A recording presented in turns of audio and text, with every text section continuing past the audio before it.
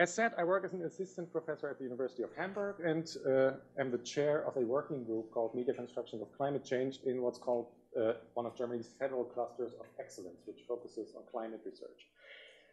And what I'll present you today here is extracted from that context, and it stems from the research that I myself have done and that several members of my working group have done, and also at times from collaborations with colleagues from other universities, and I'll refer to them as I go along during my talk. The first part of my presentation will be kind of a more general introduction into the topic. Why is it relevant to analyze climate change for social sciences, for communication? Why focus on mass media communication about it?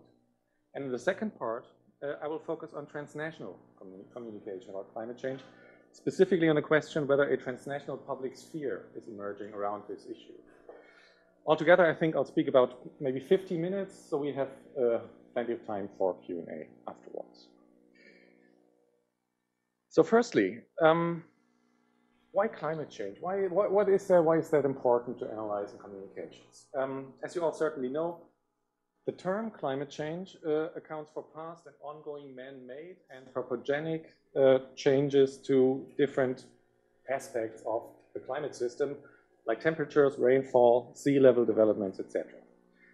And research on that has been, and still is, largely a domain of the natural sciences. At my institution in Hamburg, at this cluster of excellence, for example, we have about 80% natural scientists. And in a representative survey amongst German climate scientists that we did last year, we had about 85 of the scientists that we questioned that responded actually being natural scientists, 85%, sorry. But without a doubt, climate change is also an issue that's relevant for the social sciences. After all, we're talking about man-made climate change. So human behavior and the extrapolation in the past and the extrapolation of human behavior in the future is obviously something that's of relevance there. And economy, sociology, anthropology, and a whole lot of disciplines have discovered that and have discovered it quite a while, of course, and do research on that. And what I want to argue here is why is it actually interesting for communications to do research on that? And there's at least two reasons I want to give you here. The one is because the phenomenon of climate change itself is communicatively constructed, mostly by scientists, but not exclusively by scientists. And the subsequent and still ongoing contestation of this construction is a first field, which is interesting for communications analysis. These are the titles of two books that have come out on the issue, The Climate Wars, as this kind of contestation is dubbed there, by Michael Mann from kind of next door, climate scientist from Penn State here.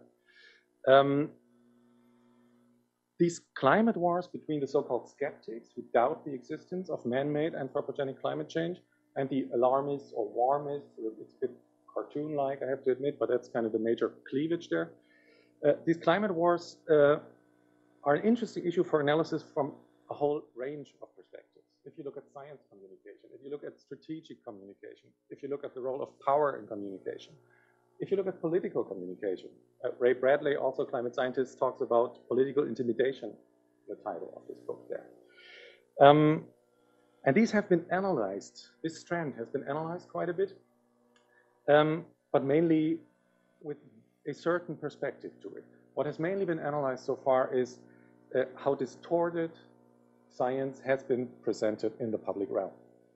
So a lot of the studies that have been out there analyze, kind of take sides, if you like. They take side with the mainstream science and say, well, this has to be put out there somehow. It's kind of what's called in science communication the public understanding of science paradigm. And what a lot of them have done essentially is they compare scientific publications, peer-reviewed publications from natural science, and look how they are presented in the media or in public communication. It's kind of a different strand of news bias theory, if you like. And one of the influential studies, which I can give you as an example, is one by Richard Ladle, a paper called Scientists and the Media, The Struggle for Legitimacy. And he analyzes news media and internet representations of a Nature paper on species extinction due to climate change. What he finds out is that the findings of the scientific paper are strongly represented in the mass media, and online it's kind of a different picture. There's some pretty accurate representations online, he says, but there's also others which are, and I quote here, or which have extreme and unorthodox viewpoints that are overtly critical of the underlying science. And there are more analyses like this by Neil Gavin, by Alison Ashlin, by Brian Trench, and by others. What's not taken up to that extent is the actual issue of the struggle between two sides and the contestation itself, the cleavage that's kind of communicatively played out here. So that is missing from the literature. That has been criticized in past years by scholars from the UK mainly. So we may get a little more on that in the next years. And that trend alone would be worth a talk of its own, which I won't do here. I won't go into any more depth here because I'm here at CGCS. I want to talk about international communication, about climate change later on. And also because the contestation, skeptic, alarmist debate is very much, it's too exaggerated to say it this way, but it's pretty much a US thing, or much more than something that happens elsewhere. Again, quoting Joy Gordon, international media outlets focus very little on scientific controversy, in contrast to mass media found in the US. It's like a specific kind, another kind of American exceptionalism. And if you look beyond that, then you find another reason why analyzing climate change from communications may be important. And that reason is, or are, the phenomenon's actual or alleged consequences. Climate change may be the main problem for future contemporary societies. As UN General Secretary Ban Ki-moon recently put it, the greatest, I have to look it up, the greatest threat facing humanity nowadays.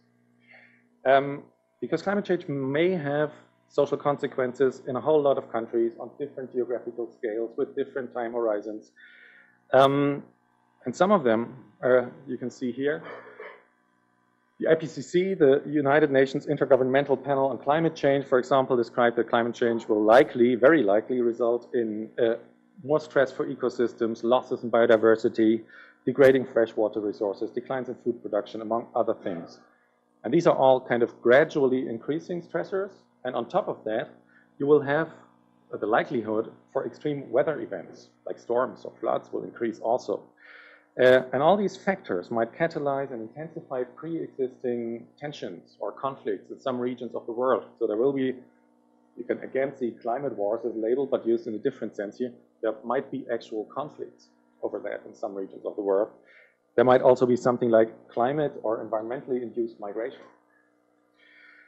And apart from these real or alleged consequences, one consequence is real already.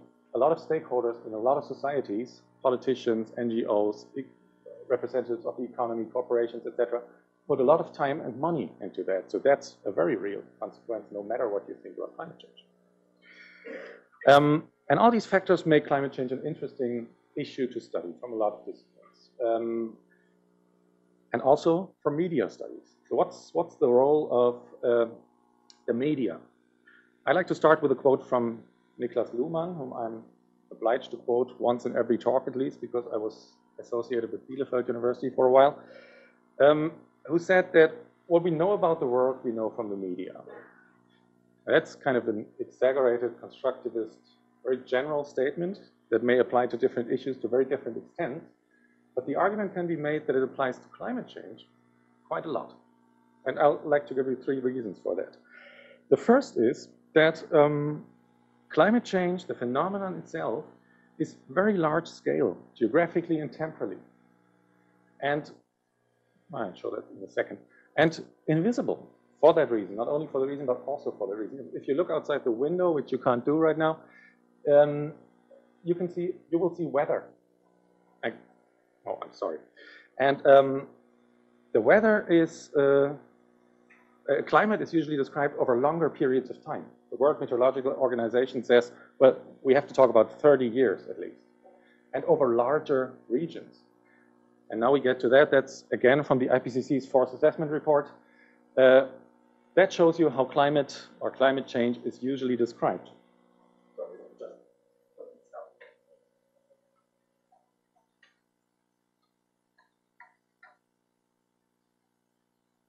Sorry about that. So what you can see here is how climate change is described on the level of continents or on the level of the world even, and over decades, in this case, hundreds of years. So it's very large and it's very, that's something you can't experience firsthand out there. It's not visible, and the main cause for that greenhouse gas is also not visible. Second reason, the impacts of climate change are very distant.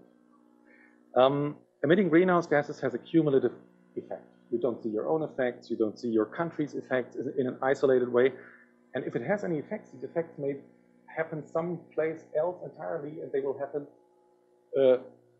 not today, they will happen with a certain temporal time delay. Again, something I want to illustrate you with this graph here, that's taken from an NGO, DARA, and DARA publishes what they call the Climate Vulnerability Monitor, and a new one's going to come out in a couple of weeks. And what they do is they collect scientific data and estimate impact of climate change in different different areas of the world.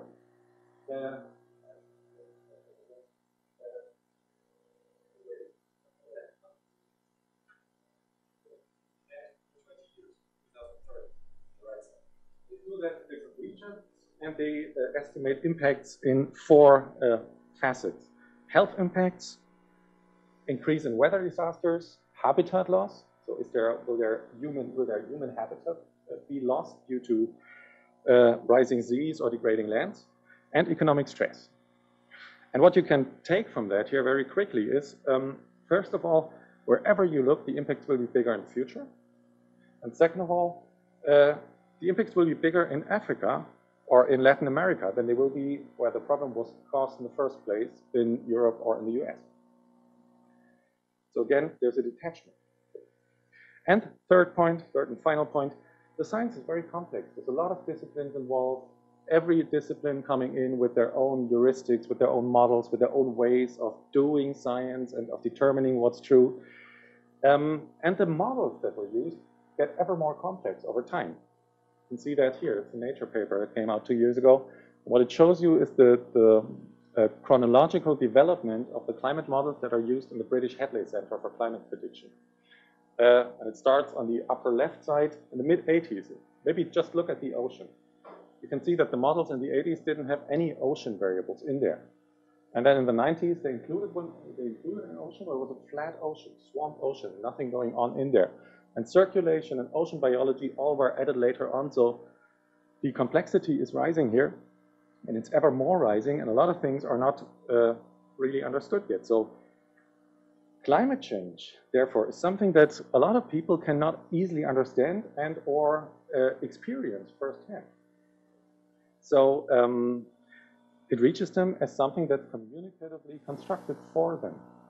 And that's why I think, back to the Luhmann quote, that the Luhmann quote may be more appropriate in this case than it is to others. In such circumstances, a lot of the information about climate change that reaches people will probably reach them via news media or mass media.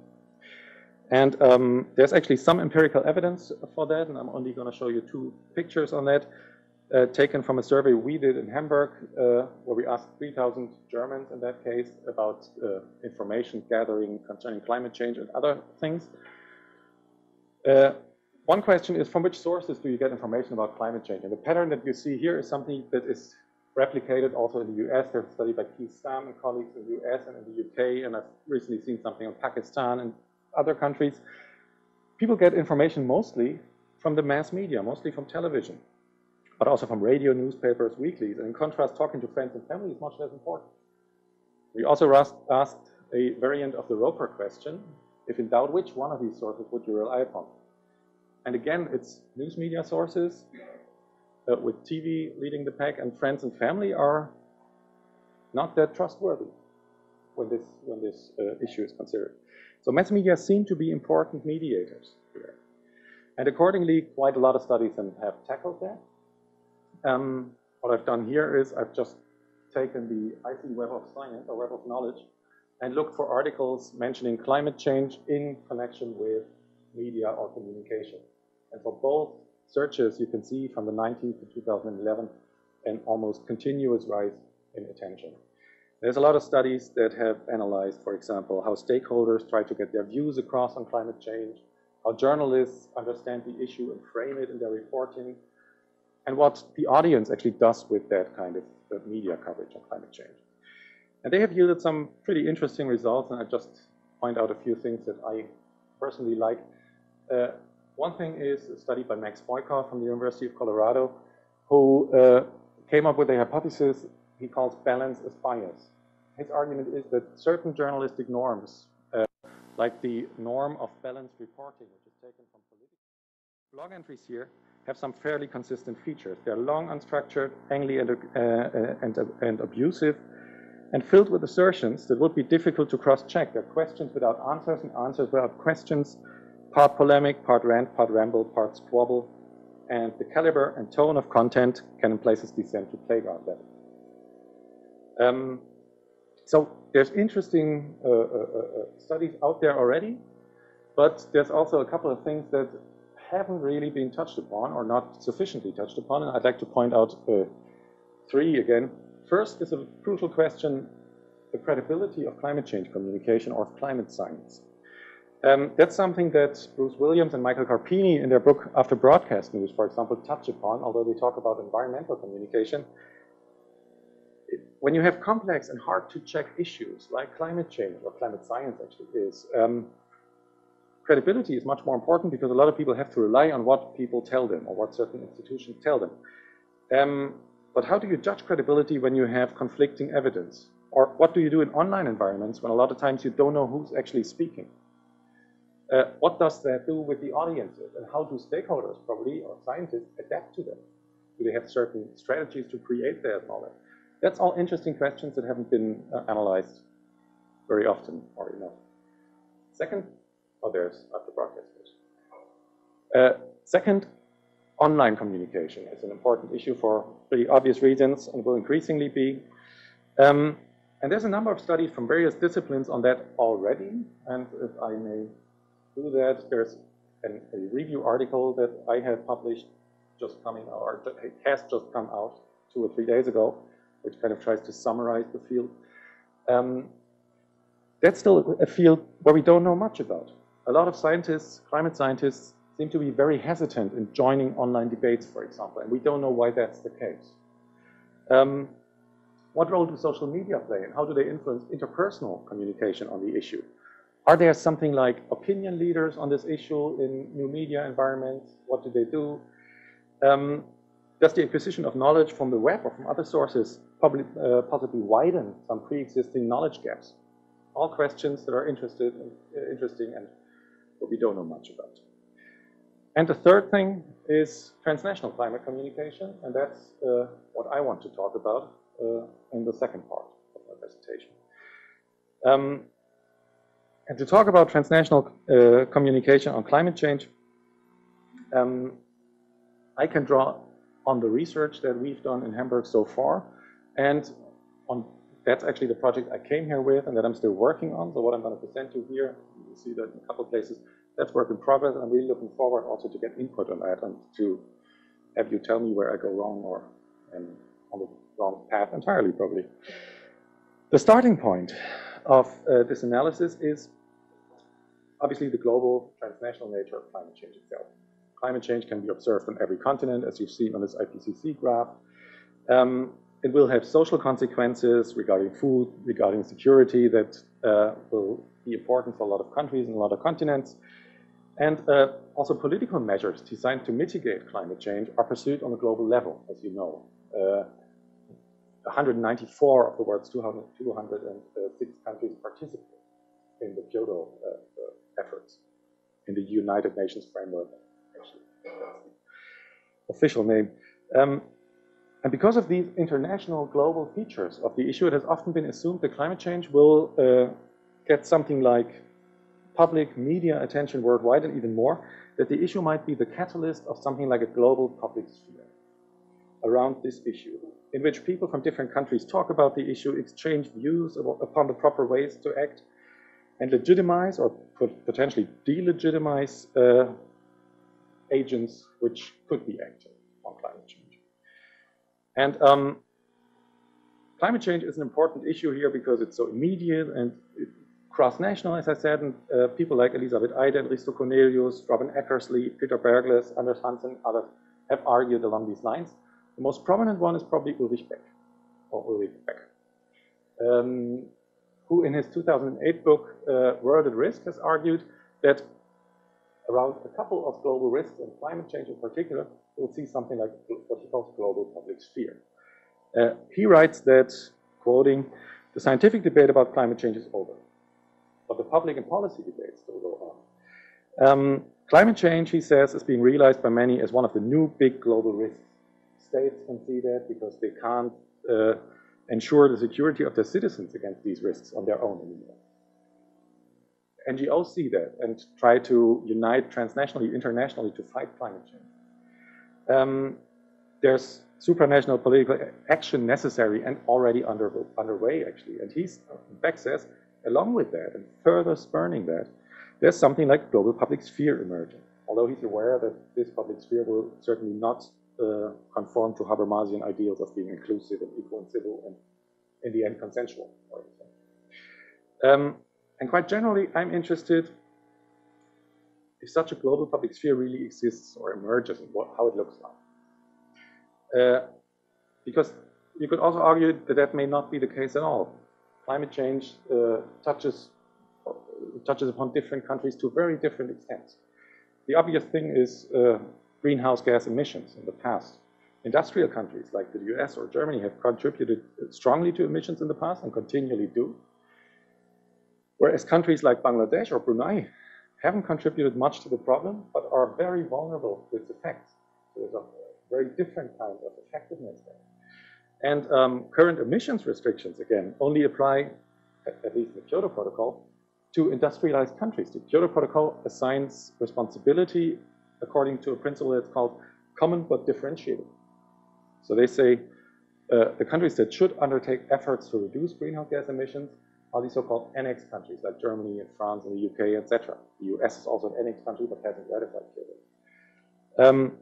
So these countries should and have, in some cases, undertake efforts to reduce greenhouse gas emissions and have to bear the economic costs that go with it. So the effectiveness around the world is very different. And one might argue that the significance placed on the issue, the participation in global debate, etc., that they might be not global, but very different. They may be national. They may also be, and that's why I'm talking about transnational public spheres here, they may also be crossing borders, but crossing borders in a way that steps well below the global level in certain regions, for example. There's precedent for that also, of course. Scholars have talked about the European public sphere. Some have talked about a transatlantic public sphere, which includes Europe and Northern America, the US and Canada. There may be something like the Western public sphere, including countries like Australia also and New Zealand. There may be certain spheres, public spheres, beyond the Western world, like the Arab public sphere. And there may, of course, be something like a global public sphere. And which of them actually exists is an empirical question. So the interest is, does this seemingly global problem that we have here, but which touches upon many countries to very different degrees and in different ways, really translate into a transnational public sphere? And if so, in what kind? And that's something we can't really answer based on what we have in terms of studies here. There's a lot of studies, as I've shown you, on media communication, on climate change, but many of them are single country case studies. And we have them for quite a lot of countries. But they focus using different time frames, different situations that they analyze with different media and different methods and different heuristics and all that. They're pretty difficult to compare. And that's a problem because we don't have much comparative studies. And connected to that, second problem is we don't know much about the world beyond the West. So the studies that we have are pretty much Western studies. We know a lot about the US, or comparatively a lot about the US, Germany, the UK, etc. But beyond that, we don't. So we in Hamburg, or in this project that I'm going to present you, we're doing research on that.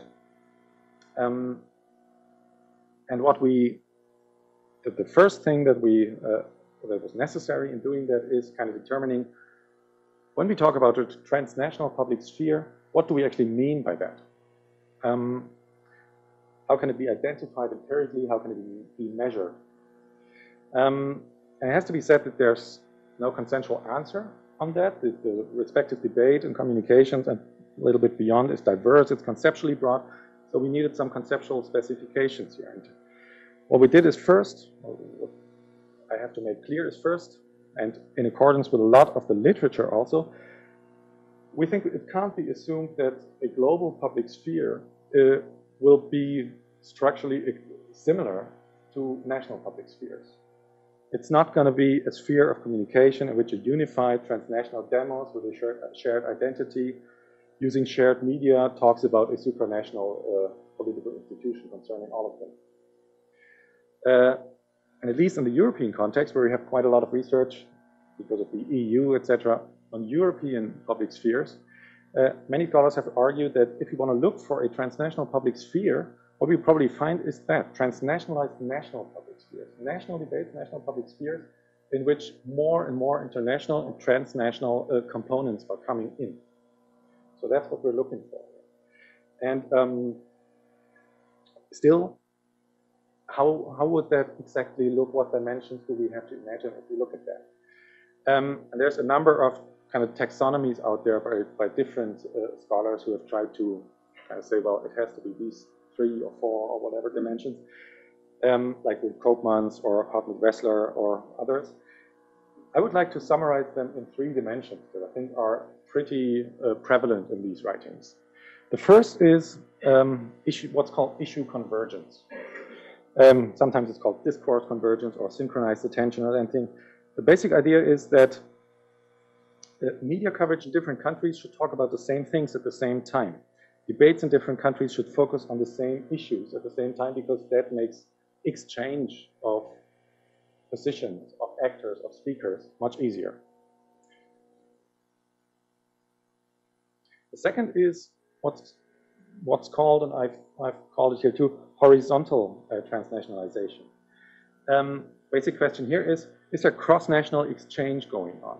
In domestic debates, do we find speakers, do we find arguments, do we find positions from other countries in this debate? So on the country level, that's why it's called horizontal. And the third, you may have guessed that, is vertical transnationalization. The monitoring governance is what it's also called at times. At the degree to which international or supranational political institutions are mentioned and evaluated in national debates. The idea here being that although in many cases, including the climate case, these institutions are not directly elected by some kind of national electorate. It's some kind of legitimation is necessary for their functioning in the long run. It's kind of the underlying assumption. So these 3 dimensions are the dimensions that we are going to look at in our project. It also means that a fully developed transnational public sphere would be synchronized in terms of issue attention, internationally interlinked in terms of actors and positions, and focused on a common governance. And quite notably, it does not presuppose or demand a certain kind of communication. Communication does not, for example, have to be civil or deliberative or rational or consensual. And we look for the existence of these dimensions empirically and look for either if we find transnational public spheres in which these dimensions are all represented in unison or in some combinations or maybe just one of them. We want to look empirically, what do we find out there? And we do that for the black countries on this map, 27 countries altogether.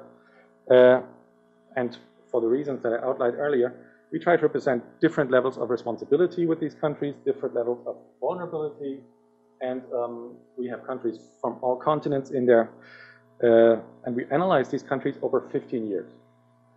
So that's pretty ambitious, and the turn side, so to speak, of that is we analyze newspapers only, because that's pretty much the only medium we can access for such a long period of time and analyze. So we analyzed 2 leading national newspapers for each of these countries. For the US, for example, it's the New York Times and the Washington Post. And we analyzed them, as I said, over 15 years. And our aim was to get all articles from these newspapers that mention climate change in one way or the other. So we designed a very broad, very comprehensive, we think, search string. We tested that, of course, also. And we employed that in a couple of databases, and at times, some African countries, for example, we had to program our own search box and everything. It was a very tedious process. But we could ensure that we are pretty confident that we have a good sample here. We downloaded all the articles that we found there. It was a huge amount of articles. And if you like, we chose to err on the side of caution with this sampling. We downloaded way too many articles. We had a search string that was, to use Bob Hornick's terms, high recall. We're pretty confident that we had everything in there that was interesting for us. But we had way too much in there. So the precision was kind of compromised in this first step, and we had to ensure precision, meaning isn't there too much in there? We have to get a lot of articles out because they're not actually relevant. They're talking about the political climate or whatever. That's something we try to establish in a second step, using automated linguistic procedures, but also using quite extensive manual checks. And what we ended up with in the end is a sample of about 150,000 newspaper articles from 27 countries and 8 languages. And based on this data, it is that we want to analyze transnational public spheres and climate change. And what I'd like to present you now are kind of first results. For the first dimension, synchronized issue attention, the results are pretty much ready now. For the second and third dimension, horizontal and vertical, we're not quite there yet, so I'll present you something, but I can't be as comprehensive as I can be in the first dimension. So let's start with the first dimension. To what extent do we find issue convergence, synchronized issue attention in different countries? This is what kind of the basic data looks like. A lot of countries, and you see issue attention in kind of the mean of 2 newspapers over time for a lot of countries. And if you have good eyes, you can already make out a couple of similarities between the countries. You can see that issue attention is a relevant issue in climate change is a relevant issue in all of these countries. It accounts for about 1% of media coverage. It's the percentage of articles referring to climate change in relation to all articles published in the respective month in these newspapers. It's about 1% of coverage, which may seem negligible, but to give you a comparison, stem cell research is an issue that was written about as being hyped in the media and all that. That's about the level of stem cell research in the higher times of the debate. So that's quite a lot of coverage. Second thing, you can see coverage rising in most countries, mostly starting in the mid-2000s, although that differs a little, and also the kind of the growth rates differ. And what you can only guess probably, but is that coverage spikes sharply at times. So different events drive coverage, most notably the international climate events like the Conference of the Parties in Copenhagen in 2009, which is a spike in pretty much every country that we have here. But that, of course, is not a good way to determine transnationalization because that's just eyesight. And what we wanted to do then is determine similarity of issue attention statistically. What I'm going to show here is the monthly average of variation coefficients for certain country groups. What this gives you is an idea of what it does maybe first. It compares the differences in issue attention levels in a set of countries with their common mean. So what you want to look at is the smaller it is, the more similar are the countries that are in there. It's probably more plastic if I just start. That's the average of all the 27 countries over time. And you can see that it varies, but you can also see there's no real convergence or divergence. There's no temporal trend. It's pretty much constant for the time. So in this dimension, if there would be some kind of globalization, we would have expected a downward trend, at least in the dimension of issue attention. And if we add other country groups now, all these subgroups of the global group, if we add the European group, for example, you can see that they're more similar. That's 6 Western European countries. And if we add them, you can see that they are much more similar, and they actually get more similar over time also. if you add the US and Canada, so we're talking about 8 countries now, to look at something like the Transatlantic public sphere, you can see that they're quite similar also. Still very similar, getting more similar over time. But it's not a Western thing, as you can see here. That means adding New Zealand and Australia now. So we have 10 countries. And they go along for quite a while until 2006, when the issue of climate change became a domestic election issue in these countries, specifically in Australia. And that's when it departs strongly. So it gets very different from there. And what I can still plot you in here is Asia, but Asia is something that you will not be satisfied with for good reasons. That's very different countries in there. There's China in there, India in there. There's a couple of tiger states in there. So that's not a group that makes much sense here. So I'll just, maybe we can discuss that, but you're probably more knowledgeable on that than I am. What you can take from that, though, is that we don't have a simple globalization trend or anything. It's regionalized, and some countries are more similar than others, notably kind of with Western Europe and Northern America, and they get more similar over time, and others don't. So let's turn now to the horizontal and vertical dimension of transnationalization, for which we have less results. So I'm going to tell you first what we want to do, and then I'm going to show you what we've actually done so far. What we want to do here is 2 things. First, we want to use text mining techniques on our entire sample. So we have 150,000 articles, and we want to extract kind of word lists of actors, of names, of institutions, etc., that can be derived from different sources. The World Bank is a source, the UN is a source. For example, you get all the climate NGOs registered at the UN, about 3,000 NGOs. There's a list of that, and you can use that to try to find that, etc., etc. So we want to do that. That's Anna Ivanova is doing her PhD on that, but she's right in the middle of that, and I can't show you comprehensive results on that. But I'll show you something. And some other thing that we're going to do is like, it's more conventional content analysis, which obviously then will have to narrow the whole thing down considerably. So what has been done so far is Esther Konieczny has used our newspapers to do her PhD on German and US coverage on climate summits, comparative analysis. And what Andreas Schmidt from my group will do is he's looking for conceptions of climate justice in different countries and for the policy implications these conceptions have. And he's doing that for the US, India, and Germany.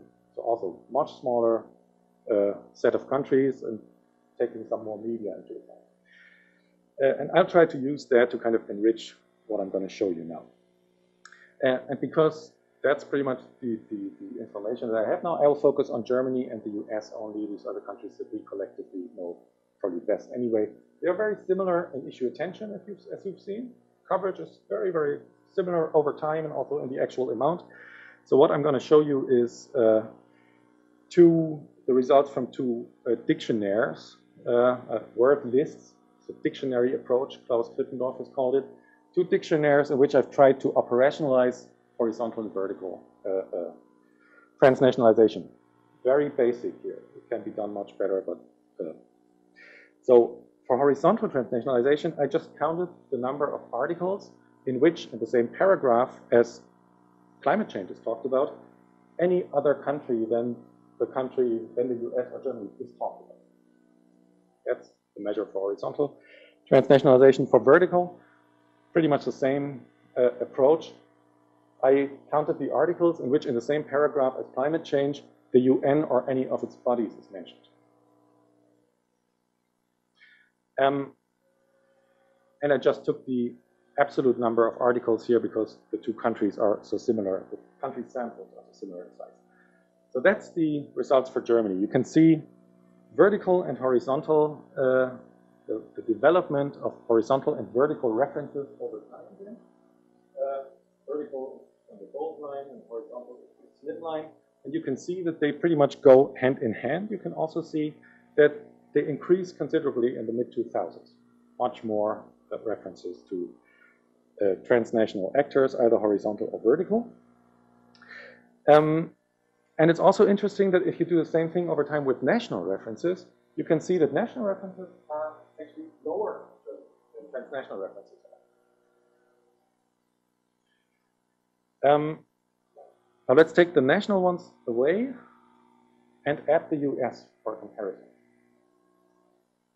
Again, the same thing, horizontal and vertical. And you can see that the two main differences jump out. The first is the overall level of transnationalization is lower. And the second thing is there's no increase in transnationalization later on. And if you look closer, you can also see that where in the US, the vertical one, references to the US, etc., are stronger than references to other countries.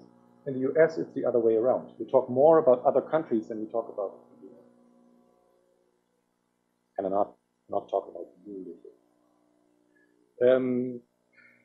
So let's take Germany away for more clarity. That's the US development. And one thing I also wanted to show you is that if you take national references in the US, and add them, not add them there, but plot them there, you can see that national references in the US are actually stronger than transnational ones, and they increase over time. So I'm pretty sure that I've probably confused all of you, a lot of graphs. So I thought I'll wrap this up, and by wrapping this up, I want to put some of Esther Konieczny's and Andreas Schmidt's results in to give you a bit more to talk about other than just graphs. We've compared these two countries, Germany and the US. And we saw that in Germany, the general level of transnationalization is pretty strong, whereas in the US, it's smaller. And we also saw that in Germany, transnational references outnumbered national ones. Pretty good. And in the US, it's the other way around. National references are stronger than transnational ones. And that's a general pattern that also emerges in Esther's and Andreas's, more Esther's so far, thesis. So I'm going to add something from these works to that. What Esther has done is she's quoted what she calls claims in her analysis, statements in which an individual, a group, or an institution is speaking themselves or is addressed because he or her or it is to blame for something or should do something or is held responsible for something. And she came up with some kind of interesting things. If we look at Germany, in terms of horizontal transnationalization, what actually we talk about in Germany a lot is the US and China. And the US and China are usually criticized in these debates. Criticized for not taking or postponing action at the climate summits, on the one hand, and if it comes to the US, also criticized for energy-extensive lifestyles, for not reducing emissions, for not ratifying Kyoto, etc. And these are statements which tend to come from journalists in Germany and from NGOs in the debate, which are pretty well represented, NGOs also. And more so than in the US, at least, moral arguments delivered the justification for that. So talking about climate justice is something that's not the major argument in Germany, but it happens much more often than it does in the US. That's an example for that. We need environmental justice where every human has equal access to carbon space. That's from an NGO. And a journalist, second quote, negotiators actually is what he's talking about. Negotiators should press for deep and immediate emission cuts by the US and other developed countries. So you see these arguments here. And another thing, if you look at vertical transnationalization, vertical is more important than in the US, as I've shown you. The power relation between national and transnational governments, international institutions, is interesting here because transnational institutions, the UN and its bodies largely, but also the EU, they can't only speak for themselves, but they're also addressed as being responsible, as somebody or some institution that should act on the issue. And they are addressed by NGOs and by journalists, but also by the national government, German national government. So what Esther's conclusion is, there's political authority that's shifted here from the national level to the transnational level. It's ascribed to them.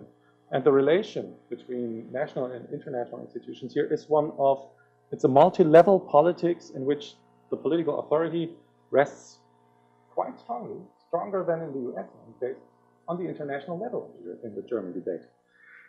And Andreas Schmidt quite fittingly also found that in Germany, international institutions tend to be positively portrayed. Let's jump to the US. Transnationalization is overall less important. Horizontal one also, what you can find there is, again, this kind of blame game towards China. They don't do anything, so we won't do anything. That's a pattern that's prevalent there. What's also found here is more of a not blaming or criticizing other countries, but mentioning other countries as Esther calls them allies. And it may be a little strong, but kind of mentioning that other countries also have a problem with climate politics and with the Kyoto Protocol and all that. So kind of stating that, well, it's not a unilateral position. We have here, there's others who have problems with that. That's also something that's prevalent there. And vertically, international institutions are less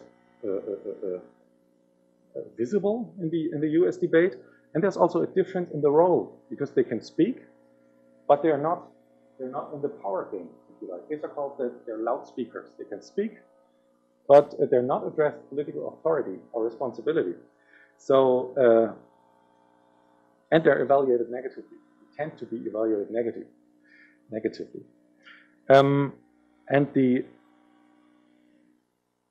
much stronger here is, of course, and the political authority lies with the federal government, more than it does in Germany, and much more than it does with supranational bodies here. So it's not some kind of multi-level politics, but it's more of a conflict. And the arguments that are taken here tend to be less moral arguments. Climate justice is not that important, but quite often they're economic arguments, and quite often they're arguments that concern the procedure. A procedural legitimation is kind of, or it's procedurally legitimized. So again, two examples. Government source, Kyoto is cumbersome, unworkable, and a threat to American sovereignty. And a journalist writing that the COPE paper, COP15 that was, I think, is a messy compromise negotiated behind closed doors. These are kind of the directions that we find more often. And it's a conflict, as I said. Well, here we are. I'm not sure if that's more clear now than it was after my graphs, but I hope it is. So what can you probably take from that? How can we sum this up? First, as you have kind of concluded from different ways in which I tried to address the thing, there's no simple answer to develop transnational public spheres. Here, is there a transnational public sphere? Some indicators support a transnationalization, like the increasing reference to horizontal and vertical references that we find in Germany. But I would be hard-pressed to say that any of the indicators that I would present actually points towards a global public sphere that we would find. There's actually no real evidence for that. What we can find is that something like issue attention is regionalized instead of globalized, and actually getting more similar, as I've shown you in North American and European countries. But even there, if you look beyond that, as we've done for Germany and the US, you can see large differences in content on how the debate is actually played out there. So what we seem to have here is what has been called a domestic adaptation of the kind of global issue. And we don't know whether that will subside over time, and we have some, as I've shown you, some probably ways of analyzing that, but we are not there yet. So what we seem to find is, what we seem to find is a multiple segmentation of public spheres. It's segmented geographically, as we've seen. There's certain regions which are very similar and get more similar over time. It's segmented probably topically. We've only analyzed climate change. It may look different or similar. We don't know if you look at other transnational problems like terrorism or poverty or the global financial crisis. And it's also, that's something I haven't really shown you, it's also segmented temporally, because you have certain peaks of transnationalization, if you look more detailed, usually around the global climate conference or the international climate conferences. So it's a complex picture. It gets even more complex if we speculate about what's going to be the outcome of that. Most public sphere scholars assume explicitly or explicitly that such a transnational debate or global public sphere would help strengthen transnational governance in the long run. And it seems plausible also to some extent, of course, that what I've shown you here may not determine that global negotiation will fail or anything, but it certainly probably doesn't help. But what the effects really are is, at least as far as I know, is pretty much unknown. And it's if you imagine being a politician, that's the last thing I'm going to ask of you today. You probably have your local constituency somewhere in the rural US, and you have your national political position that you have, and now you're operating on a global level. And it's very difficult to decide whom you're operating for, probably. What's your constituency if you're at Qatar at the next climate conference? To what extent do different kinds of legitimation that you get from these different points matter? So there's different levels to take into account, and that's actually something I would like to go into once we're finished with that project. So hopefully, maybe I can be back to present something on that. But for now, thank you.